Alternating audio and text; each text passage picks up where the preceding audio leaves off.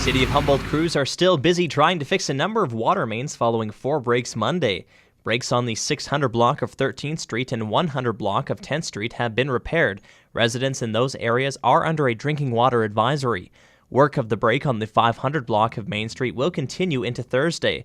The break on the 900 block of 14th Street will begin to be worked on Thursday as well. Due to staff taking on these repairs, snow removal is taking a back seat. Crews are expected to begin plowing roads Wednesday night and to continue on into Thursday.